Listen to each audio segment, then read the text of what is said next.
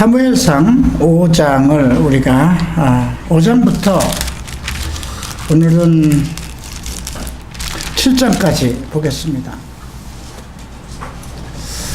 우리가 창세기부터 쭉 구약을 이렇게 살펴오면서 이제 본격적인 내용들은 천지 만물을 창조한 이후에 본격적인 메시아와 관련된 말씀들은 이제 이스라엘을 선택하면서부터 시작합니다. 아브라함 한 사람을 선택하셔서 하나님이 계획하신 땅으로 보내는 창세기 12장부터 시작되는 거죠. 자, 그리고 하나님께서는 이스라엘 백성을 애굽이라는 곳으로 일단 보냈다가 그곳에서 400년 동안 그 종살이의 고통을 겪게 하셨습니다. 그리고 그들이 이제 부르짖을 때 모세를 보내서 그들을 이끌어내셨죠.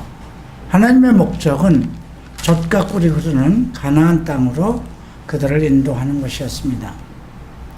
그래서 그들은 홍해를 건너고 또 마지막으로 광야 40년 생활을 정리한 후에 또 요단강을 건너서 가나안 땅으로 들어갔죠.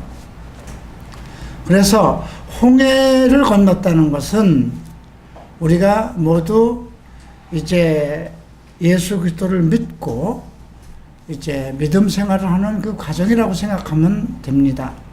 근데 그들은 40년 동안 왜 광야를 헤매야 됐을까? 이 문제를 좀 생각해 볼 필요가 있어요. 예. 그들이 열흘 길밖에 안 된다고 그랬어요. 하나님의 인도하심을 따라서 바로 들어가면 열흘 길밖에 안 되는 거를 왜 40년이라는 동안을 계속해서 광야 생활을 하다. 애굽에서 나온 사람 몽땅 다 죽었어요. 어쩌면 하나님께서는 그들이 다 죽기를 기다렸다고 봐야 됩니다. 성경은 그렇게 기록하고 있어요. 왜 그랬을까요? 그 엄청난 이적과 기적을 통해서 특별히 택한 민족을 이끌어냈는데 광야 생활 속에서 그들이 불순종을 했던 거죠. 예. 그리고 이제 여호수아 시대로 넘어가서 결국 요단강을 건너서 가나안 땅으로 들어갔습니다. 요단강을 건넌 것도 그들이 마른 땅을 건너갔다고 그랬거든요. 예. 그들이 한 일은 아무것도 없습니다. 홍해를 건너고 또 요단강을 건너는 이 초자연적인 현실 속에서 이스라엘 백성들이 한 것은 아무것도 없습니다. 그냥 하나님을 믿기만 하면 되고 순종만 하면 되는 거였습니다. 자, 그래서 우리는 이제 가나안 땅에서부터 일어난 사건들을 여호수아를 통해서 충분히 살펴봤고요.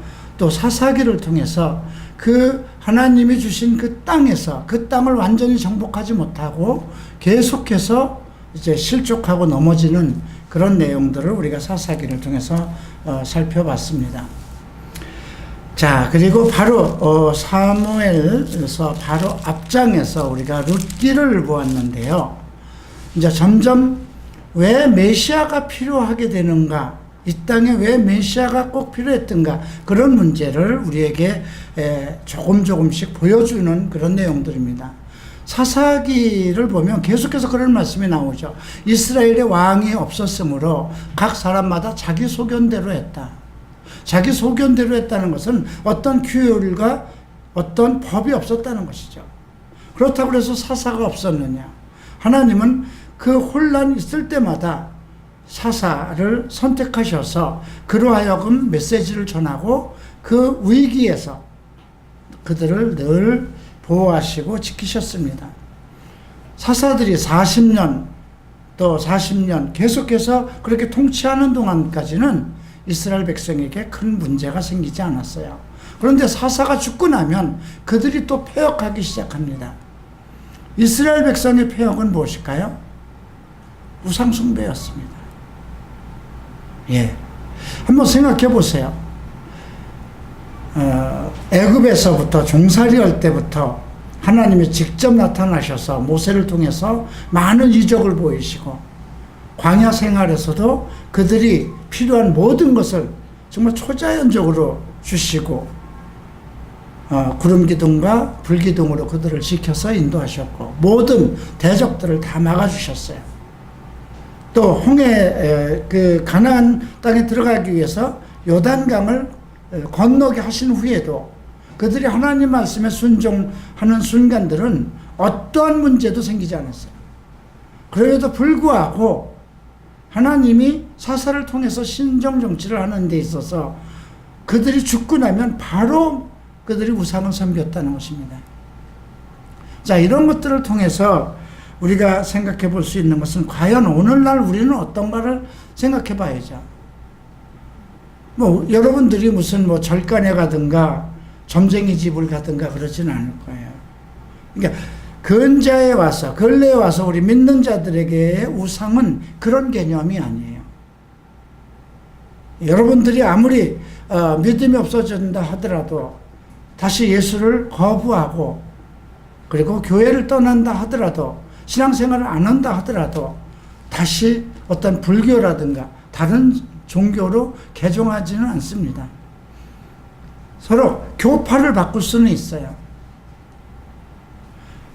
그럼에도 불구하고 오늘날 우리가 구약을 돌아보면서 그런 사건들 과연 나에게는 온전한 하나님이 원하는 그런 신앙생활을 하고 있는가 이렇게 생각해 봐야죠.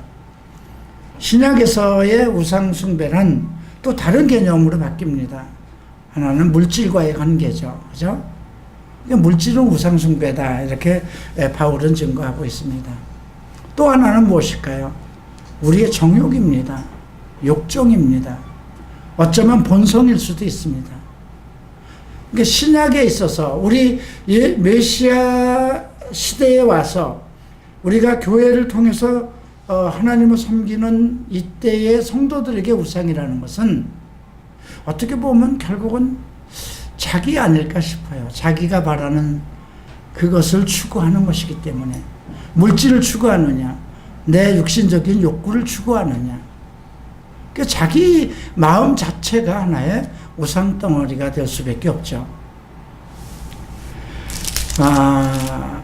요즘 이제 뭐 금수저, 흑수저 논란이 한국에서 많이 일어나고 있죠. 대한항공이나 요즘 그 비행기 회사들은 지금 다 난리예요. 그 아시아나도 그렇고, 예, 그들은 나름대로 정말 한 세대 정말 대한민국을 어떻게 하면 발전시키는 큰 공적을 그 창업주들이 그렇게 일으켰죠.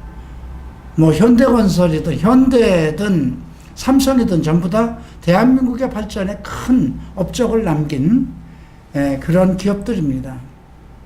그런데 그들을 보면 이렇게 요즘 이제 거의 민중의 시대로 바뀌면서 인권 문제가 대두되고 이제 뭐 흑수저 뭐 또 금수저 이런 논란이 계속 일어나면서부터 과연 오늘날 우리는 어떤 입장에 있는가 한번 생각해 봐야 돼요. 근데 이것이 복음적으로도 지금 바뀌고 있어요. 이스라엘 쪽에서도 제사장을 중심으로 해서 일어나는 많은 잘못들이 있었어요. 사사들을 중심으로 발생되는 많은 문제들이 있었어요. 그래서 우리가 룻기에서 바로 정말 있을 수도 없는 사건이 일어나죠. 이방 여인, 그것도 과부예요. 그 과부와 이방 여인을 통해서 무엇을 이어가나요? 메시아의 시대를 이렇게 이어가잖아요. 그죠? 그 보아스와 룻 사이에서 난 그 아들이 결국은 이새의 집안, 즉 다윗의 그 씨앗을 이어가는, 그래서 메시아가 거기서 태어나죠. 어떻게 보면 있을 수 없는 사건입니다. 유대인들은 12부족 중에서 특별하게 레위 지파를 하나님 앞에 제사를 드릴 수 있는 제사장 감으로 만들었어요. 그죠? 그건 바뀌지 않는 거예요. 지금도 유대인들 속에서 그 사실은 바뀌지 않는 사실이에요. 또 예수님은 다윗 지파를 통해서 메시아를 주시겠다 언약을 했어요. 그러나 계속해서 그 가문들이 중간에 대를 끊기고 이어가는 그 과정 속에서 항상 여인들이 등장한다는 거죠. 근데 그 여인들이 드러날 때마다 정말 있을 수 없는 사건이 일어나요. 그죠? 유다가 자기 며느리 다말하고 관계를 통해서 아들을 이어가고, 그 다음에 또 그 룻도 마찬가지죠. 그 보아스, 유다 지파의 보아스 가문을 통해서 다윗의 그 지파를 보존시켜 나갑니다. 근데 이런 것들이 왜 필요했을까요? 우리가 이제 엘리, 이제 사무엘상을 보면서 그 당시 사사이기도 하고 제사장이 엘리였어요. 그런데 시대적으로는 상당히 문제가 많이 일어나고 있어요. 엘리는 상당히 어떻게 보면 하나님과의 온전한 관계를 가지고 있지 않았나 그렇게 싶습니다. 왜냐하면 한나에게 이야기한 것을 보아도 그렇고, 또 그 사무엘이, 어린 사무엘을 그 성전에서 같이 실로에서 살아갈 때 그 아이가 하나님의 음성을 온전히 깨닫지 못했을 때, 그런 모든 지난주에 배운 내용들을 볼 때 엘리는 그래도 나름대로 하나님을 거룩한 하나님을 알고 그에게 올바른 신앙을 지켰던 제사장이 아닌가 싶습니다. 근데 다만 문제는 그 아들들이었죠. 예, 그 두 아들이 오직 하나님 말씀을 온전히 섬기지 못하고 폐역하는 그런 일들을 하기 시작했죠. 그 흠니와 비느하스였죠. 그 둘이 성전에서 성전을 거두는 여인들과 정말 행음을 하고, 또 하나님께 드려지는 제물들을 하나님 앞에 드려지기 전에 자기들이 먼저 갈취해서 먹고, 이런 사건들이 일어났습니다. 그래서 하나님께서는 한나라는 한 여인을 준비하고, 한나의 정말 자식을 갖고자 하는 그 울부짖음 속에서 사무엘을 태어나게 합니다. 그리고 이제 큰 사건들이 이제 계속해서 일어나는데요. 오늘 이제 5장부터 우리가 살펴볼 것은, 앞장에서 이미 4장에서 하나님의 언약궤를 블루셋에게 빼앗겼어요. 그 빼앗긴 걸로 인해서 빼앗기는 날 순간에 흠니와 비느하스는 블루셋에게 죽임을 당하고, 그리고 그 죽임을 당했다는 소식을 들은 그 제사장이고 사사였던 엘리는 그 소식을 듣자마자 일어나는 순간 의자에서 넘어져서 목이 부러져서 죽었습니다. 자, 이 사건을 우리가 지난주 4장까지 살펴봤던 그런 내용이고요. 자, 그러면 지난번 4장에서 발생된 문제는 무엇일까요? 전쟁이 일어났어요. 그러면 오직 하나님을 의지해서 울부짖고 하나님의 도우심을 찾아야 되는 거잖아요. 그런데 이스라엘 백성들이 그럼 언약궤 위에 하나님, 지성소에 있는 언약궤에 하나님께서 거기에 임재해 계시니까 이 언약궤를 가지고 나가면 하나님께서 그 전쟁터에 임재하심으로 블루셋을 막아줄 수 있을 것이다. 이렇게 믿었던 거예요.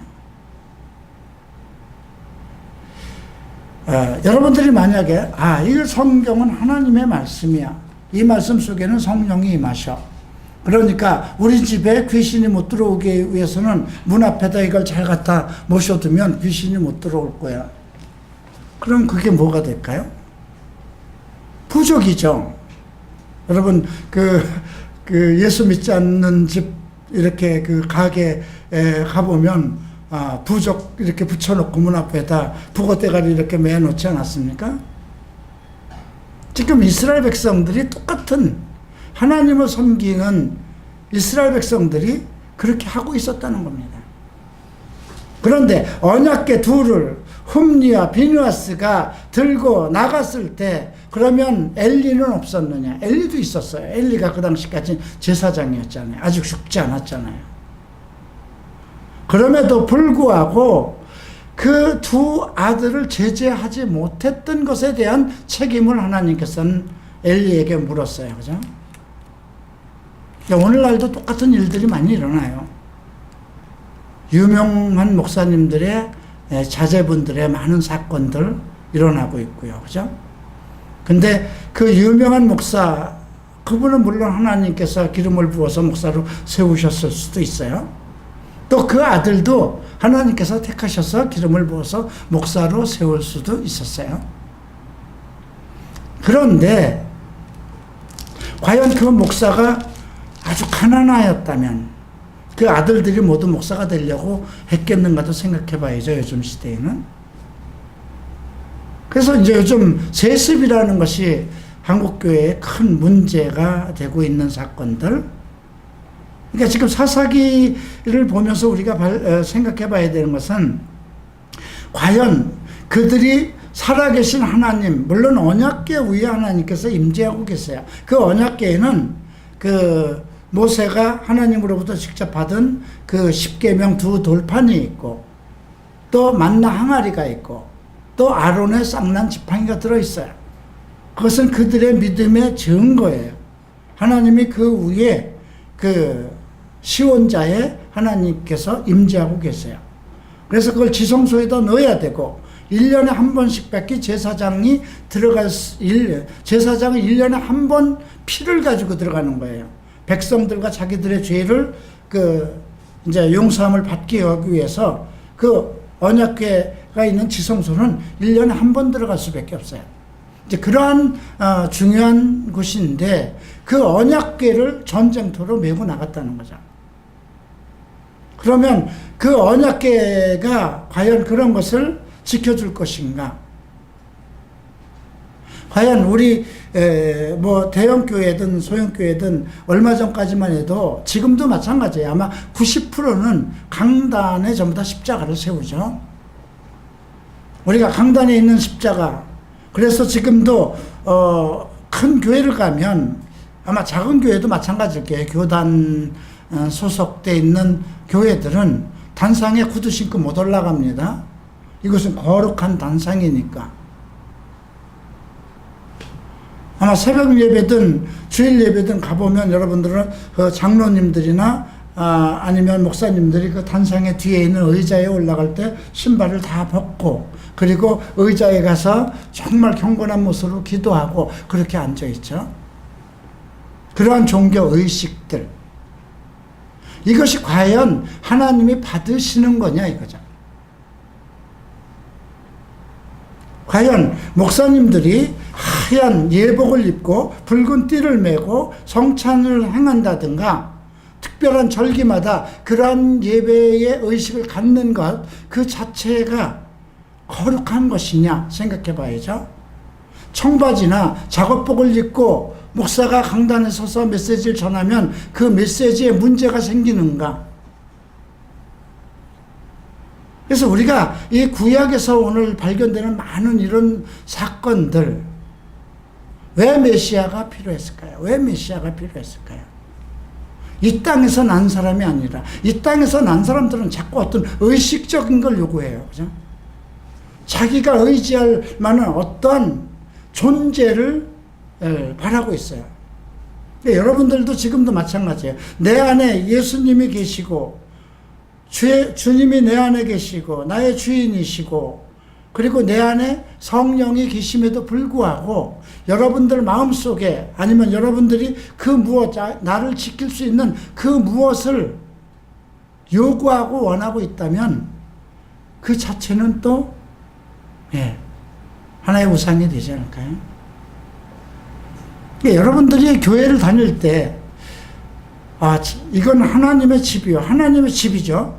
그러나 우리가 뒤에다 세운 십자가나 높은 데다 다른 종탑과 전혀 관계가 없는 거예요. 쉽게 얘기하면 이건 그냥 종이에다 쓴 글이지만 중요한 건 이 말씀, 살아있는 하나님의 말씀이에요. 그죠? 이 말씀이 우리 속에서 어떻게 역사하느냐에 따라서 다르다는 거죠. 자, 이 그릇에는 물이 들어있지만 이 그릇의 가치가 중요한 것이 아니라는 거죠. 정말 이 안에 있는 물이 생수냐 아니냐 이거에 대한 것이거든요. 그래서 예수님께서 사마리아 여인을 만났을 때 하신 말씀이 바로 그거거든요. 이제 신령과 진정으로 예배할 때가 오나니 바로 이때다. 하나님께서는 진심으로 영과 정말 내 영과 내 마음이 합해진 그 상황에서 하나님께 예배드리는 자를 찾고 계신다는 겁니다. 아마 그래서 한나의 기도를 기다린 것도 그걸 거예요.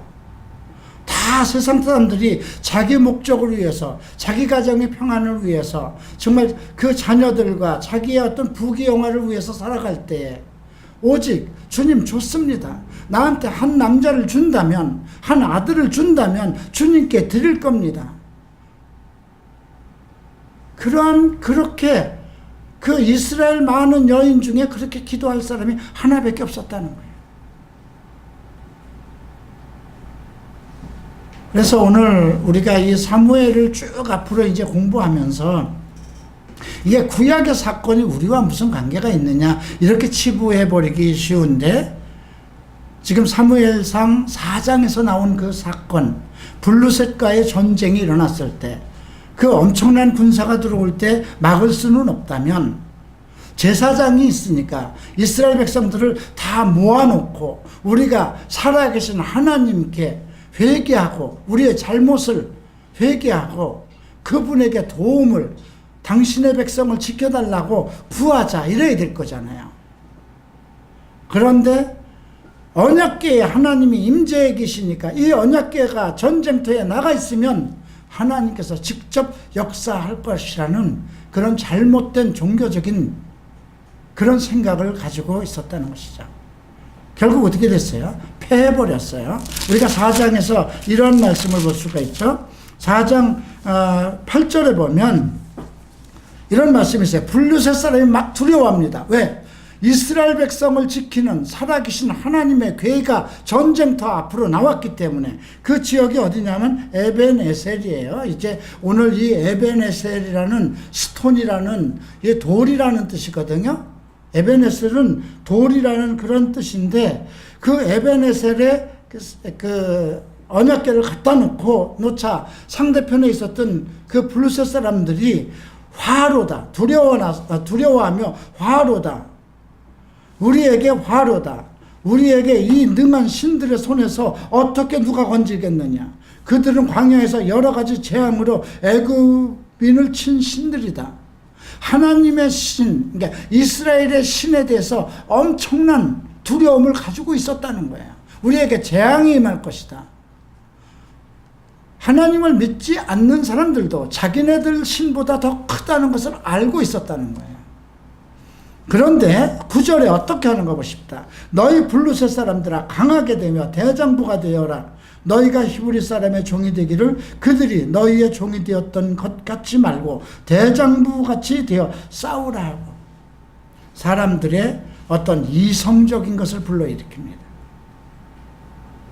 네.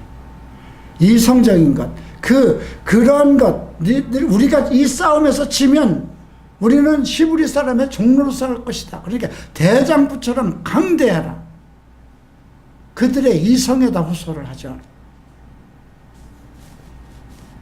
결국은 3만이, 그 전쟁에서 3만이 죽습니다. 그리고 궤를 빼앗기고 두 아들 홈리와 비느하스는 죽임을 당합니다. 그리고 마지막 절에서는 21절에서 이르기를 영광이 이스라엘에게서 떠났다 하고, 궤를 빼앗겼기 때문에 영광이 이스라엘에서 떠났다는 거죠.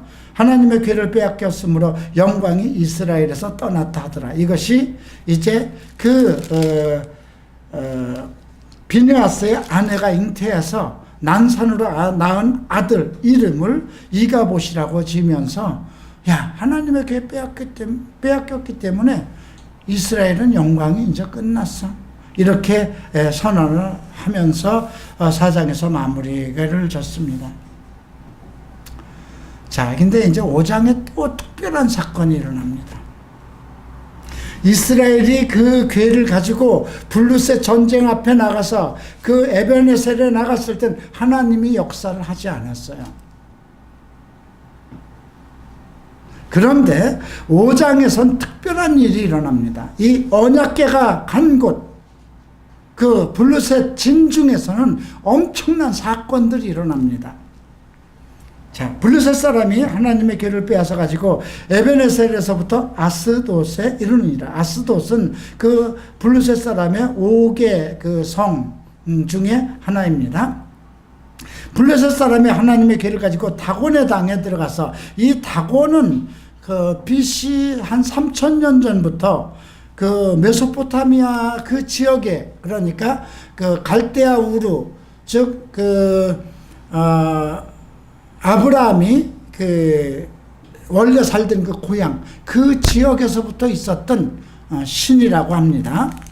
그래서 우리가 바알, 나중에 이제 바알 신이 나와요. 이스라엘에 이제 아하방이라든가 이런 것을 지배하던 바알 신이 있는데, 이 다곤이라는 그 신은 바알 신의 아버지라고 할 정도의 어떤 그러한 큰 그 고대로부터 내려오는 신을 블루셋이 섬기고 있었습니다.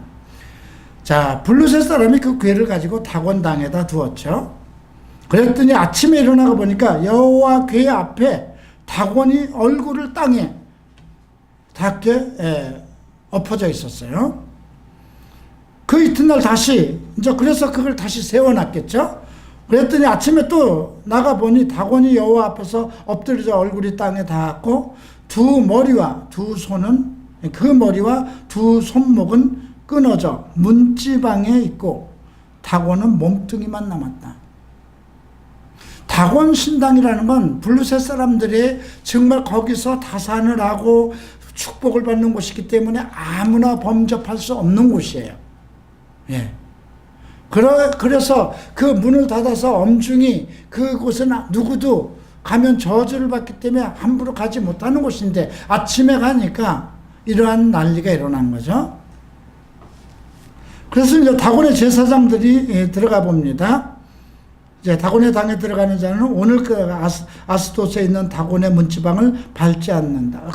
그 문지방에 다곤의 그 두 손목이 끊어져 있기 때문에 이제 그 이후부터 제사장들은 그 문지방을 밟지 않았다고 합니다.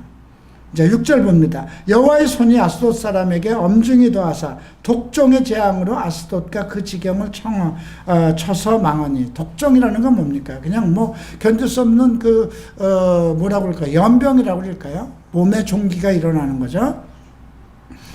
그래서 아스돗 사람이 이제 이 신이 우리 중에 있기 때문에 그러는구나. 그래서 이제 이스라엘의 신 궤를, 언약궤를 이제 가드로 옮깁니다. 예. 그러니까 가드도 그들의 도시 중에 하나예요. 자, 가드로 옮기니까 또 가드에서도 큰 문제가 나왔습니다. 여호와의 손이 심히 큰 환난을 그 성에 더하사 성읍 사람이 작은 자나 큰 자나 다 독종이 나게 하셨다고 합니다. 그러니까 그들이 이제 또 하나님의 궤를 에글론으로 옮깁니다.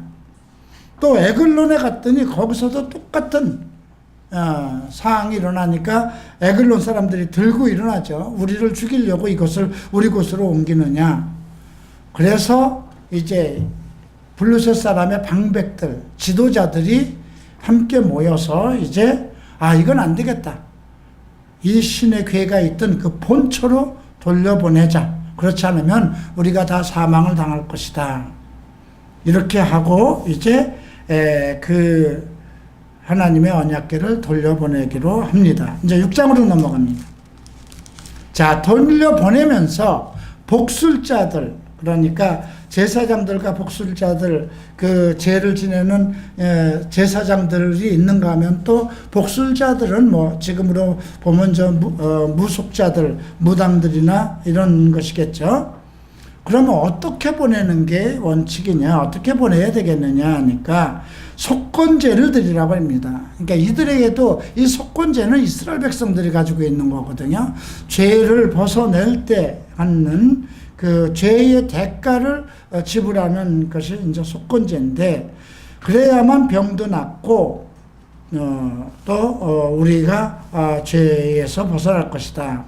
그래서 이제 금독종 5과 금쥐 5마리를 이제 만들어서 이제 그 독종의 형상과 해롭게 할 형상, 그 독종의 어떤 형상과 그러한 모양을 만들어 가지고 이제 이스라엘 신께 그 궤에다 같이 넣어서 보내기로 합니다. 6절을 보죠. 애굽인과 바로가 그 마음을 강박하게 한 것 같이 어찌 하여 너희가 그 마음을 강박하게 하겠느냐. 그가 그들 중에서 기이하게 행한 후에 그들이 백성을 가게 함으로 백성이 떠나지 아니하였느냐. 이거 블루셋 사람들 제사장들하고 그 복술자들에게서 나온 거잖아요. 그들도 애굽에서 있었던 것을 알고 믿고 있었다는 거예요. 네, 이스라엘 백성은 정작 하나님의 택한 백성이고 그 오랫동안 하나님이 함께 하셨고 하나님의 율법을 줬고 그 오랜 동안 하나님 앞에 행할 때마다 정말 엄청난 은총과 축복을 받았고, 그들이 잘못할 때마다 계속 어떤 하나님의 저주의 징계가 있었음에도 불구하고 이들만도 못하다는 거죠. 네. 그러므로 새 수레를 만들고 멍에를 베어보지 못한 젖나는 소들을 끌어다 수레를 소매우고 그 송아지들을 떼어 집으로 돌려보내고 여호와의 궤를 가져다가 수레에 싣고 속건제들을 금 보물을 상자에 담아 궤 곁에 두고 그것을 보내가게 하고, 자, 그 젖나는 소들을 끌어서 수레를 소에 메운다는 건 무슨 뜻일까요? 근데 첫 번째 조건이 멍에를 메어보지 않은 소라고 그랬어요. 멍에를 맸다는 건 뭐예요? 어떤 짐을 싣든가 어떤 농사를 지을 때 일을 했던 소가 이제 멍에를 씌우는 거잖아요. 그죠? 근데 멍에를 씌우지 않았고 또 젖이 나는 소라면 무슨 뜻이에요? 새끼를 낳은 거잖아요. 그래서 이거는 일소가 아니고 새끼를 낳는 암소인데 그 둘을 수레에다 메고, 그러면 수레를 맨 경험이 없어요, 이 소들은. 그리고 송아지들을 떼어서 집으로 보냈다는 건 뭐예요? 애미는 항상 송아지를 생각하게 돼 있잖아요, 자기 새끼들을. 그리고 송아지들은 계속 울 거고요, 그죠? 그렇게, 근데 이것을 왜 이렇게 했냐면, 이러한 소를 수레에다 해서 보낼 때 뒤에서 송아지들이 울고 그래도 묵묵히 이 소들이 앞을 향해서 간다면 그 소들을 하나님께서 인도하신다는 거죠. 그들의 신들이 인도한다는 것을 보게 하기 위해서 이렇게 만드는 거죠. 그래서 보물을 상자에 담아서 궤 곁에 두고 그렇게 해서 보냈습니다. 궤가 본 지경으로 올라가서 어디로 가냐면 벳세메스라는 지역으로 갑니다. 9절에 나오죠. 벳세메스라는 이름은 태양의 집입니다. 자, 10절 봅니다. 그 사람들이 그같이 하여 젖나는 소들을 끌어다가 수레를 메우고 송아지들은 집에 가두고 여호와의 궤와 금지와 그들의 독종 형상을 닮은 상자 수레를 위에 실으니 암소가 벳세메스 길로 향하여 바로 행한다고 그랬어요. 그죠? 새끼들에 대해서 생각도 없고 또 수레를 맸지만 그 수레를 맨 경험이 없잖아요. 예, 이 수레를 맨서 어떤 밭을 간다든가 그랬다면은, 그런 경험이 있다면 그 경험대로 움직이겠지만 이 이 소는 그런 경험이 없는, 근데 그 새끼들이 뒤에서 울어도 뒤로 돌이키지 않고 다른 길로 않고 바로 행했다는 거죠. 대로로 가며 갈 때에 울고 좌우로 치우치지 아니하고. 예. 또 블루셋 방백들은 벳세메스 경계까지 따라가니라. 벳세메스 사람들이 골짜기에서 밀을 베다가 눈을 들어 괴를 보고 그것을 보임을 기뻐하나니. 언약궤에 대해서 기뻐하는 사람들이 이제 벳세메스에 살고 있었네요. 수레가 벳세메스 사람 여호수아 발 큰 돌 있는 곳에 이르러 선지라 무리가 수레의 나무를 패고 그 소를 번제로 여호와께 드리고. 이들은 언약궤라는 걸 알고 있었어요. 그죠? 여호수아라는 이름은 구원이라는 뜻이죠. 그러니까 이들은 비록 벳세메스에 있는 사람들은 그 어떤 신실한 마음을 가지고 사는 사람들이었어요. 근데 그 중에 여호수아라는 사람이 있었다는 거죠. 예, 이스라엘 백성들이 다 패역하고 종교적인 행위에 빠져 있을지라도 이들은 그냥 평범하게 그 골짜기에서 밀을 베는 사람들이었잖아요. 농사꾼들이었어요. 그럼에도 불구하고 이들은 여호와의 언약궤가 오는 것을 보고 기뻐서 맞이하고, 그리고 그 수레나무를 패서 번제라는 건 뭐예요? 소를 다 잡아서 각을 떠서 그 소 수레를 불을 해서 태워서 하나님께 드리는 거거든요.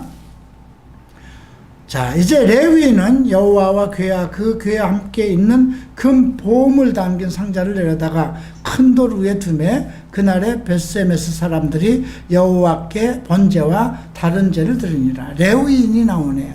그들 속에는 레위인이 있었네요. 그죠? 그러니까 이스라엘 백성들 속에 레위인이 있었어도 레위인이 어떤 역할을 하지 못하는 시대였어요. 이 사다 시대에는. 예. 자, 이제 16절 봅니다. 블루셋 사람 방백이 그것을 보고 그날에 에글론으로 돌아갔다. 이제 자기네들은 돌아갑니다. 이제 블루셋의 5도시 이름이 17절에 나오는데요. 블루셋 사람이 여호와께 속건제로 드린 금독정은 이러하니 아스돗을 위하여 하나, 가사를 위하여 하나, 아스글론을 위하여 하나, 가드를 위하여 하나, 에글론을 위하여 하나. 그 블루셋의 5대 도시입니다. 드린 바 금지는 여호와의 궤를 놓은 큰 돌에 이르기까지 모든 견고한 성읍과 시골 동리 곧 5방백에게 속한 사람들의 모든 성읍의 수요대로. 그 돌은 베데스 사람 여호수아의 발에 오늘까지 있더라. 이렇게 됐습니다. 근데 또 어떤 일이 일어나는가 보십니다. 19절에 벳세메스 사람 중에 와, 이거 도대체 뭐가 들어있는 거지? 블루셋 사람들이 정말 금으로 만든 그 독종, 그 금독종을 만들어서 그곳까지 보낼 정도라면 도대체 이 안에 무엇이 들었을까 하고 궤를 들여다봤어요. 근데 그들을 쳐서 5만 70인이 죽었다고 합니다. 네. 전쟁터에서는 그 언약궤라는 것이 전혀 어떤 힘과 조금도 어떤 적을 발휘하지 않았어요. 근데 그 궤가 있지 못할 곳에 가 있을 때부터 그 사람들이 접근하면 문제가 생기고 그곳이 이제 독종이 생겨서 사람들이 죽게 되고, 네. 그리고 그 궤를 돌아본 그 벳세메스 사람들 속에서도 그 궤를 받아들인 그 사람들 속에서라도 언약궤를 들여다본 사람들은 5만 70인이라고, 그러니까 5만이라고 이렇게 가로를 넣은 것은 하나의 주석을 다룬 거예요. 그러니까 정확한 숫자라고 할 수는 없죠. 여호와께서 백성을 쳐서 크게 사륙하였으므로 백성이 애곡하였더라. 20절 봅니다. 벳세메스 사람들이 가로되 이 거룩하신 하나님 여호와 앞에 누가 능히 서리요 그를 우리에게서 누게 가시게 할꼬. 이제 그들은 더 이상 이 언약궤를 여기에다 둬서는 안 되겠다 하는 결론을 내린 것입니다. 그리고 이제 사자들이 나타납니다. 기랏 여아림 거민에게 보내어 가르되 블루셋 사람이 여호와의 궤를 도로 가져왔으니 너희는 내려와서 이것을 너희에게로 옮겨가라. 여기서 사자들이라는 것은 이제 어떤 특별한 임무를 맡은 사람들로 볼 수 있겠죠. 이제 기랏 여아림 사람들이 와서 여호와 궤를 옮겨 산에 사는 아비나답은 그 당시 제사장이에요. 집에 들여놓고 그 아들 엘리야사를 거룩히 구별하여 여호와의 궤를 지키게 하였더니, 원래 여호와의 궤는 율법에 모세에게 율법을 주면서 누가 지키게 되어 있나요? 레위인만 지키게 되어 있어요. 레위인 중에서도 제사를 드릴 수 있는 건 누구예요? 제사장 가문이 아론의 가문뿐이거든요. 네. 궤가 기랏 여아림에 들어간 날부터 20년 동안 오래 있은지라 이스라엘 온 족속이 여호와를 사모하니라. 오늘 여기서 우리가 발견할 수 있는 것은 이제 사람들 마음이죠. 하나님의 궤를 어떤 자기네들이 다급할 때 사용하는 종교적인 그런 걸로 사용할 거냐. 이게 여러분들도 마찬가지예요. 뭔가 내가 잘못해서 죄 받는 것 같으면 어떻게 해요? 그러니까 안 느껴봤어요? 뭔가 잘못해서 일이 안 풀려요.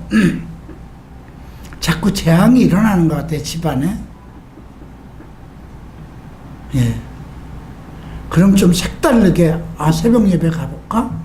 철야 예배 가볼까? 기도원에 올라가 볼까? 이러지 않나요? 이게 오늘날 우리나라 한국인들의 기복신앙 아닐까요? 되는 일이 없으면 교회 가서 갑자기 안 하던 새벽 기도 드리고 철야 예배하고 금식하고, 예. 그런 것들이 다 같은 내용 아닐까요? 자, 그런다고 그래서 우리의 문제가 해결될까요? 내 삶이 지금까지 잘못됐어요. 근데 잘못했구나 하고 마음으로 회개하고 이제 돌이켜서 하나님의 방법대로 살아간다면 하나님께서는 그 사람을 받아주고 용서해주고 바른 길로 살아가는 것만큼 또 복을 주실 거예요. 그런데 어떤 문제가 발생되니까 그때서야 주님 이거 해결해 주십시오 하고 갑자기 일주일 금식하고 갑자기 교회에다 갖다 헌금을 내놓고 그런다면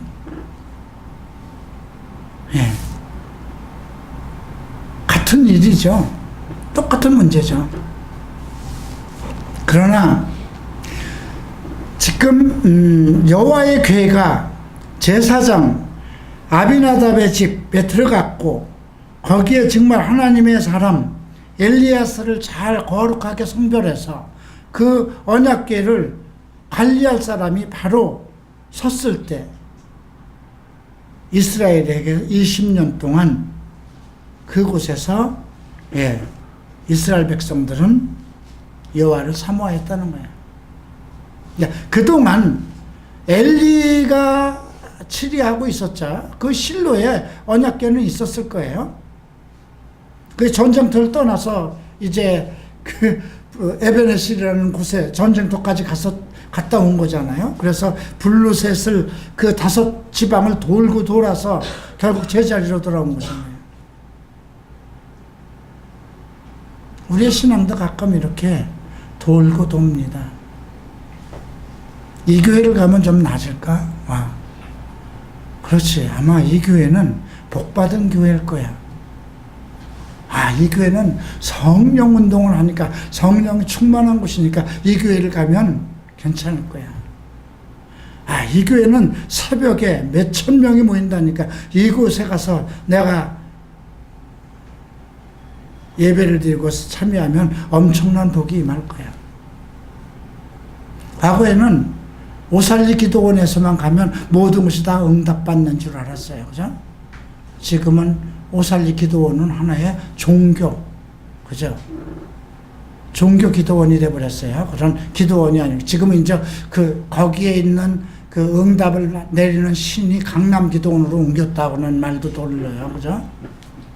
어떤 분은 수원에 있는 신돌산에 가서 기도원에 가서 하면 하나님의 특별한 역사가 일어난다고 그러죠. 그 무당들이 북한산에 가서 제사 드리고 계룡산에 가서 제사 드리고 하는 것과 다른 것 아무것도 없죠. 근데 우리들도 이렇게 행한다는 거죠. 원칙을 지금 논하고 있는 거예요. 그 당시 율법의 시대예요. 오직 언약궤는 제사장들만이 관리할 수 있는 것이잖아요. 그리고 있을 곳에 있어야 돼요. 자, 7장 3절을 봅니다. 사무엘이 이스라엘 온 족속에게 일러 가로되 너희가 전심으로 여호와께 돌아오거든 이방 신들과 아스타롯을 너희 중에서 제하고 너희 마음을 여호와께 향하여 그만 섬기라. 너희를 블루셋 사람의 손에서 건져내시리라. 지금 사무엘이 얘기하는 건 뭡니까? 어떤 종교적인 속성을 배제하고 너희의 마음, 첫 번째는 뭐예요? 너희들 신 중에 아스다롯을 제하라 그럽니다. 네. 아스다롯은 포로노입니다. 그 당시에 이제 몰렉도 있었어요. 마음을 기쁘게 하는. 그러니까 몰렉을 마음을 기쁘게 하려면 어떻게 될까요? 술을 먹든가 마약을 하든가 해야 되겠죠? 바알신도 있었습니다. 바알신은 주인이라는 뜻인데 나의 주인, 지식을 뜻합니다. 그다음 맘몬신이 있죠. 파워, 권력의 신입니다. 근데 지금 사무엘이 얘기합니다. 아스타롯. 이들이 이방신을 섬기면서 하나님을 떠나서 이방신을 섬기면서 나타났던 가장 강력한 문제가 무엇이었나요? 성적인 타락이었다는 거죠. 오늘날 우리 교회가 정말 엄청 많아요. 담배 자판기만큼 많아요. 그런데 교회 안에 물론 많은 성도들이 예배를 드리고 청년들도 많이 있어요. 다 거룩함을 외치고 의로움을 외치고 내가 성도되고 구원받은 자녀로 이제 하늘에 들어갈 백성이라고 다 그렇게 믿고 있어요. 근데 과연 그들이 온전한 정결하고 깨끗한 마음으로 주님을 섬기고 있느냐 이거죠. 마음의 상황, 그들의 생활을 보는 거예요. 마음과 생활은 동일하게 움직입니다. 내 마음이 생각과 말과 행동을 좌우하잖아요. 그죠? 내 말하는 것, 내 생각, 내 행동은 모두 마음에서 나오는 거잖아요. 예수님도 마태복음 15장에서 얘기한 거죠. 입으로 들어가는 것이 사람을 더럽게 하는 것이 아니라 사람의 마음에서 나오는 모든 것, 살인과 음행과 패괴와 이 모든 것이 사람을 더럽게 한다고 그러죠. 사람의 마음처럼 더러운 것이 없다고 예레미야도 얘기합니다. 가증한 것은 사람의 마음이라는 거죠. 자기의 어떤 육신적, 우리가 정신적으로 내가 추구하는 그 무엇이 하나의 신이 될 때 그것이 권력이 되었든 그 무엇이 내가 바라는 것이 물질이 되든 무엇이 되든 그것이 신이 될 때 나를 지배하는 것은 아스타롯이라는 거죠. 성적인 거라는 거죠. 네, 이방신들과 아스다롯을 너희 중에서 제하라고 그랬어요.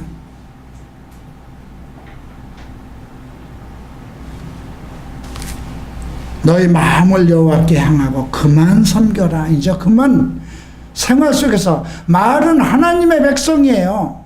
12부족이잖아요. 제사장도 있어요. 율법도 있어요. 제사장 그 성전도 그 회막 안에 있어요. 실로라는 곳에는 예, 제사장이 거하는 곳이잖아요.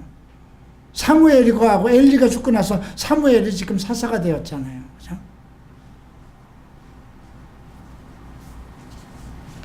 사절 봅니다. 이에 이스라엘 자손이 바알과 아스타로. 바알은 아까 얘기했죠. 지식의 신, 우리를 지배하는 이상적인 것. 여러분들을 지배하는 이상적인 건 무엇일까요? 심리학일까요? 세상 철학일까요? 학문일까요? 여러분의 주인 노릇하는 게 뭐냐 이거예요. 바알은 주인이라는 뜻이에요. 나의 주인이 뭐냐 이거예요. 두 개잖아요. 내가 바라는 것, 그것과 내 육신의 정욕과 같이 있는 거예요. 그래서 바알과 아스타롯을 제하고 여호와 유일한 참신, 나의 무엇 되신 분 야훼 하나님만을 섬기라는 거죠. 사무엘이 가리되 온 이스라엘을 미스바로 모이라. 요즘 이 미스바 운동 많이 일어나요. 툭 하면 뭐 동성애 문제를 가지고도 어떤 모임을 할 때 미스바로 모여서 기도하라 이런 얘기를 많이 쓰는데, 미스바 이건 그 사무엘이 미스바 소집을 하는 겁니다. 미스바라는 그 장소에서 소집을 하는 것입니다. 미스바로 모이라. 내가 너희를 위하여 여호와께 기도하리라. 엘리가 하나님 앞에 기도한다는 내용은 앞에서 하나도 안 나왔어요. 그죠? 내가 백성들을 위해서, 너희를 위해서, 지도자가 너희들 이제 다 정리해. 너희들 뭐 하는 거야? 내 마음속에 있는 바알신 버리고 너희가 생활 속에서 잘못되어 있는 그 욕정적인 거 다 끊어버리고 오직 마음으로 하나님 앞에 나와. 그리고 내가 너희를 위해서, 그렇게 하면 내가 너희를 위해서 기도하겠다. 그러니까 미스바로 모이라는 거죠. 그러니까 미스바로 모일 때는 어떻게 모여야 되는 건가요? 모든 우상과 모든 더러움과 악한 것을 다 끌어내고 모이는 것이 미스바 소집이거든요. 근데 툭 하면, 뭐 국가에 무슨 일만 나면은 뭐 촛불할 때도 그렇고 태극기 운동을 할 때도 툭 하면 어느 집단에서는 미스바 기도라는 것을 항상 들고 일어나요. 그죠? 자, 6절. 그들이 미스바에 모여 물을 길어 여호와 앞에 붓고 그날에 금식하고. 무슨 금식일까요? 모든 것을 다 끊어내겠다는, 나를 지배하고 있었던 바알신, 내가 그 바알신을 섬기는 동안 내 안에서 나타난 모든 욕종의 모든 그런 것들을 다 끊어내고, 우리가 여호와께 범죄하였나이다. 사무엘이 미스바에서 이스라엘 자손을 다스리니라. 미스바는 특별한 곳이에요. 백성들을 모든 우상과 더러움에서 끊어내고 이스라엘 백성을 여호와 앞으로 모이게 한 장소라는 거죠. 자, 이스라엘 자손이 미스바에 모였다함을 블루셋 사람이 듣고 그 방백들이 이스라엘을 치러 올라온지라 이스라엘 자손이 듣고 블루셋 사람을 두려워합니다. 그죠? 그 블루셋은 워낙 막강한 그런 군사력과 그런 통치력을 가지고 있었던 거예요.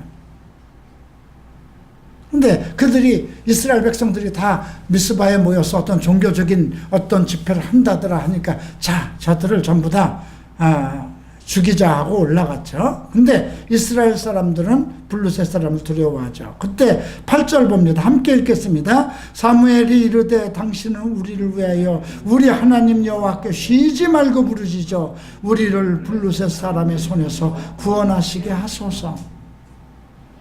이스라엘 백성이 이렇게 미스바에 모여서 금식을 하고 모든 우상을 제하고 더러운 육종에서 벗어나서 하나님 앞에 회개하고 돌아오면서 당신은 우리를 위해서 쉬지 말고 기도해달라. 하나님과 백성들 사이에 필요한 게 제사장이었거든요. 그 제사장이라는 거는요, 달이라는 뜻이에요. 하나님의 말씀을 백성들에게 전하는 자요, 백성의 마음을 하나님께 구하는 자예요.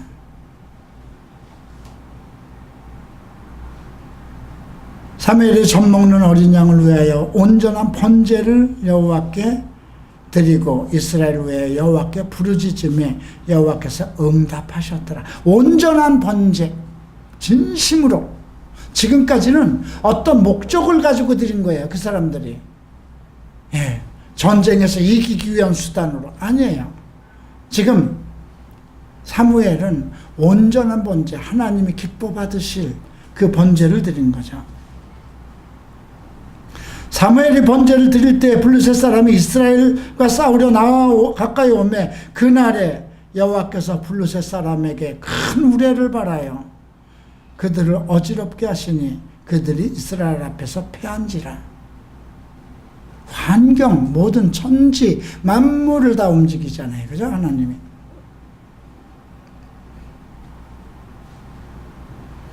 그 당시 사사들은 이런 사건이 없었어요. 자, 그 유명한 삼손도 뭘 가지고 했나요?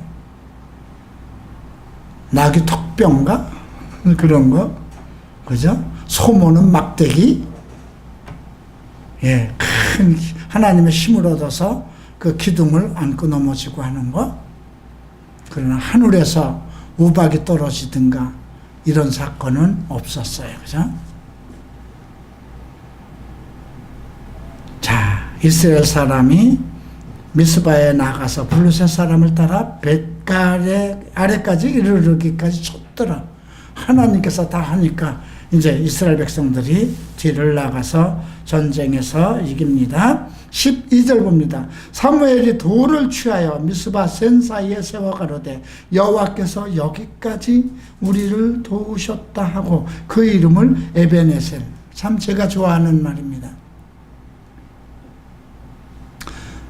항상 주님, 이것이 주님의 뜻이면 이루어 주소서 그렇게 기도를 합니다. 그런데 여호와께서 하나님께서 순탄한 길을 줘서 그것을 딱 이루고 나면 저는 에베네셀을 기억합니다. 아, 여기까지도 오셨구나. 여기 이사 올 때도 아, 여기까지도 오셨구나. 그 다음 2층 카페를 주실 때에도 아, 여기까지도 오셨구나. 3층 302호 302호를 또 주실 때에도 주께서 여기까지 주셨구나. 2층 또 우리가 쓰는 식당을 주실 때에도 왜? 내 손으로 한 건 아무것도 없으니까. 우리 갈보리 채플 식구의 힘으로 한 것이 아니니까. 여기까지도 오셨구나. 근데 매일 저는 매달 25일부터 말일까지는 걱정이 많을 수밖에 없어요. 임대료 다 나가야 되고 모든 지출이 다 나가야 되잖아요. 많든 적든 우리 부사역자들 교통비는 줘야 되잖아요. 근데 갑자기 올해는 지금 문제가 더 커졌어요. 2층 카페에 에어컨을 바꿔야 돼요. 또 3층은 2층 또 식당은 어떻게 해야 될까? 갑자기 한 자매가 오기로 되어 있는데 일을 잘못 처리해가지고 그 자매가 머물 곳이 없어 버렸어요. 내 집이라도 내줘야 되는 거잖아요.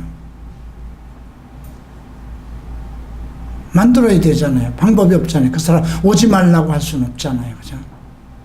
이미 화살이 떠났으면 어쩔 수 없는 거예요. 이제 다음 장에 이제 나와요. 화살의 문제가 나와요. 요나단하고 이제 그 다윗의 문제죠. 화살이 내 머리 위로 떠났다면, 화살이 우리가 주워오기, 우리 앞에 있어서 주워올 수 있는 상황이냐, 화살이 내 머리를 지나서 떠나갔느냐, 어떤 일을 처리할 때 내가 해결할 수 있는 선에 있는 것이냐, 내 손에서 벗어난 것이냐. 내 손에서 벗어났는데 내가 잘못했으면 화살이 꽂힌 것이 관역에 안 꽂혔으면 죄가 되는 것이고요. 그죠? 그러나 우리가 해결할 수 있는 선에 있는 것도 있는 거거든요.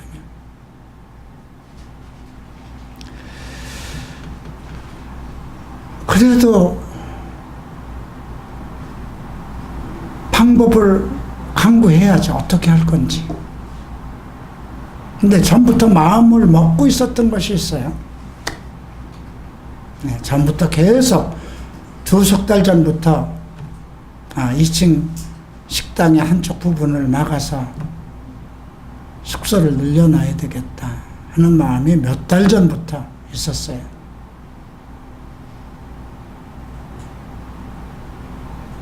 견적을 내니까 200만 원 나왔어요. 그런데 사용할 수 있는 게 뭘까요? 제 카드죠. 예. 교회 돈이 없는데 제 카드로 하죠. 카드는 또 누가 막을까요? 여러분들, 이현아 목사님 한 건 다 하나님이 막아주실까요? 아니요. 하나님이 무슨, 공인 저것도 가지고 계신 것도 아니고, 하나님 금고가 있는 것도 아니고, 다 제가 해결해야죠.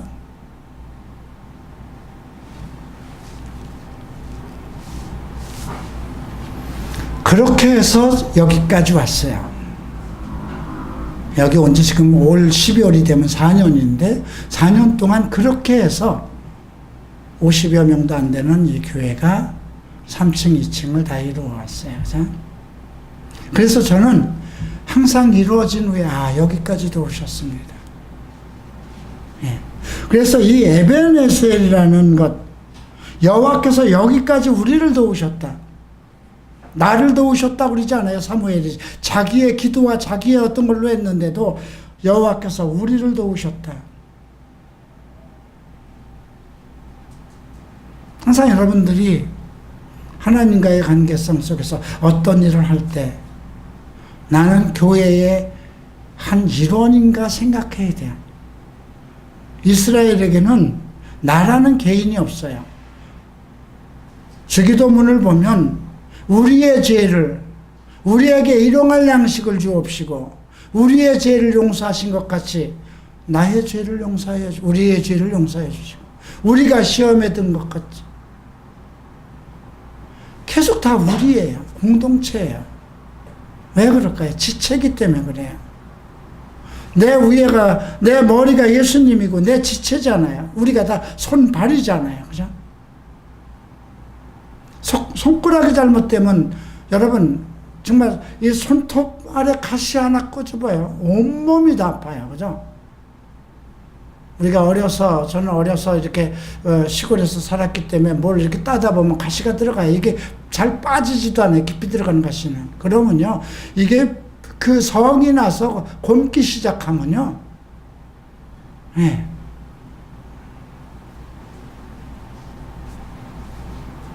우리 지체라는 거죠. 근데 우리의 머리는 항상 누구인가? 목사는 아니죠. 예수님이죠. 예수님의 지체인가? 근데 예수님과 나 사이에, 우리 교회 사이에 하나님께서는 필요한 사람을 요소요소에 세우시죠. 근데 사람만 바뀌었어요. 이스라엘 백성 중에서. 엘리야하고 사무엘만, 사람만 바뀐 거예요.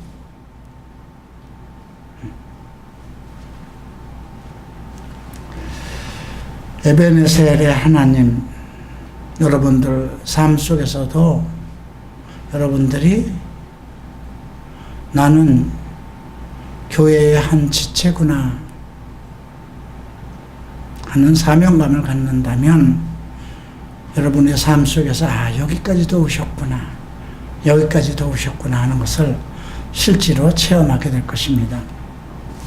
자, 이에 블루셋 사람이 굴복하여 다시는 이스라엘 경내에 돌아오지 못하였으므로 여호와의 손이 사무엘을 사는 날 동안 블루셋 사람을 막으시매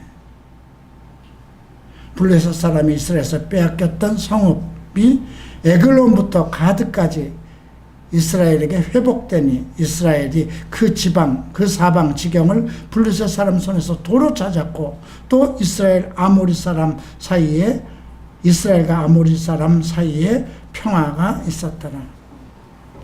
자, 이제 15절부터 17절까지는 이제 사무엘이 사는 동안 어떤 일을 한 내용이 나옵니다. 이스라엘을 다스리는데 보세요. 해마다 베델로 갑니다. 베델의 뜻은 무엇인가요?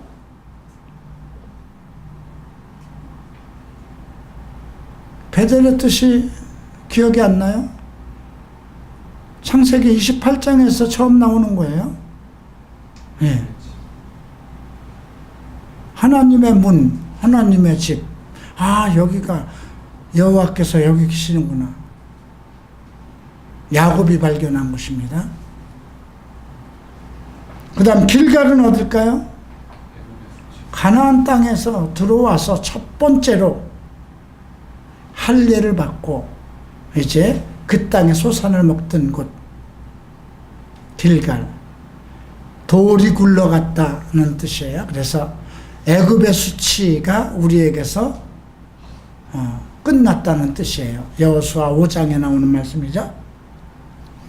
그 다음 미스바가 나옵니다. 미스바. 이스라엘 백성들이 우상과 아스타롯을 끊어내고 자기를 지배하던 신과 내 마음의 욕정을 다 끊어내고 하나님 앞에 나와서 하나로 뭉쳐서 하나님 앞에 모였던 곳. 그것이 미스바예요.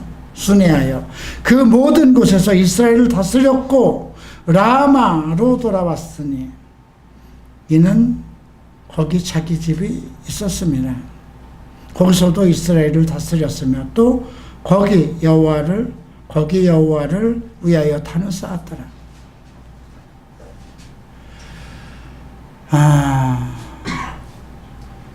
작은 것 같지만 오늘 5장부터 7장까지는 큰 메시지가 있습니다.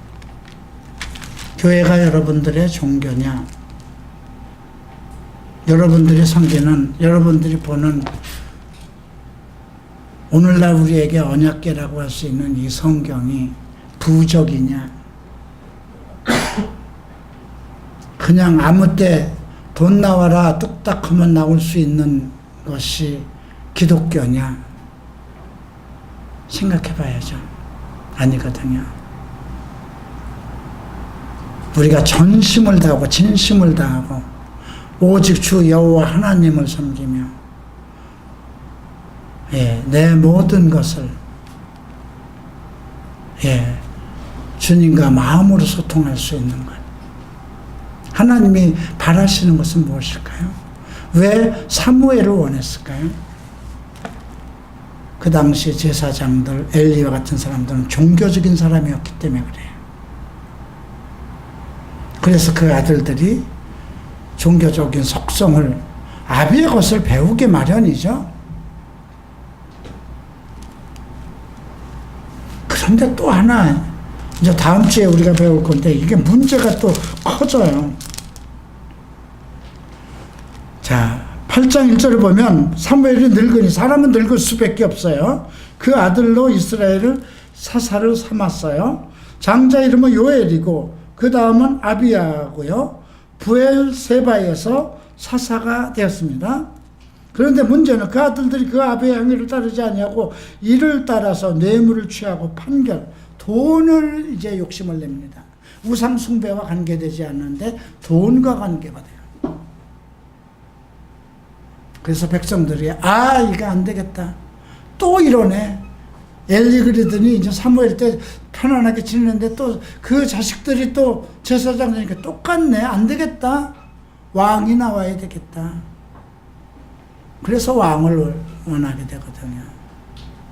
그래서 사울에게 가서 왕을 삼고 기름을 부어서 삼고 사울이 또 이제 하나님 앞에 범죄하고 하나님의 말씀을 온전히 따르지 않을 때 하나님께서 그가 당신이 하나님을 버렸으므로 하나님께서도 왕을 버려 왕이 못되게 하시겠다 하고 이제 다윗을 찾아서 기름 붓는 내용들이 이제 다음 주부터 또 이어집니다.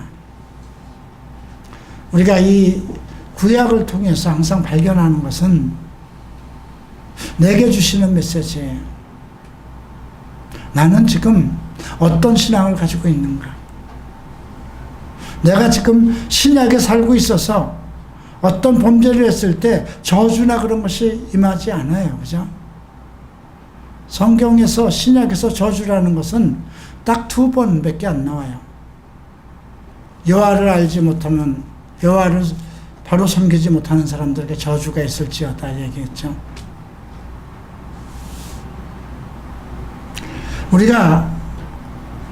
지금 우리는 모든 저주에서 풀려난 사람이에요. 그죠? 예수 그리스도 안에 있기 때문에. 그런데 우리 마음속에도 아직 다른 신이 남아있다는 거죠. 오늘 여기서 얘기한 바알신, 또 하나는 욕정의 신.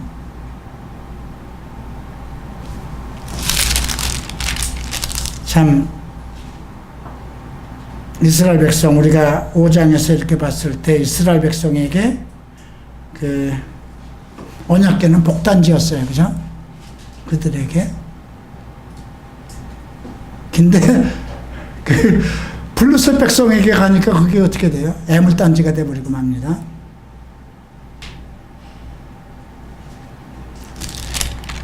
자, 오늘 여기까지 마치겠습니다. 기도합니다. 사랑하는 주님,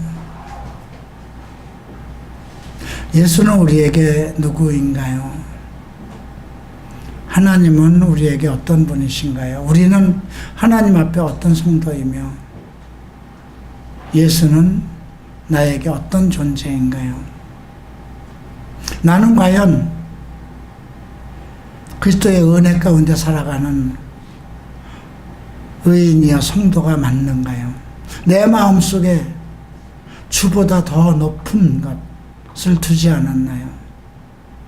내가 아직도 욕종에 이끌려서 거룩함을 상실하지는 않았을까요? 내 마음속에 교회나 성경 이 자체가 하나의 율법이 되고 종교활동의 매개체가 된 일은 없는지요? 그러나 주님, 오늘 말씀을 우리에게 주셨으니 우리가 날마다 내 안에서 더러운 것들을 끊어내고 나를 지배하는 신들을 끊어내고 오직 여호와만 알고 여호와만 섬겨서 내 삶 전체가 여기까지 도우셨다는 에베네셀의 증거가 삶 속에 나타나게 하소서. 예수 그리스도 이름으로 기도합니다.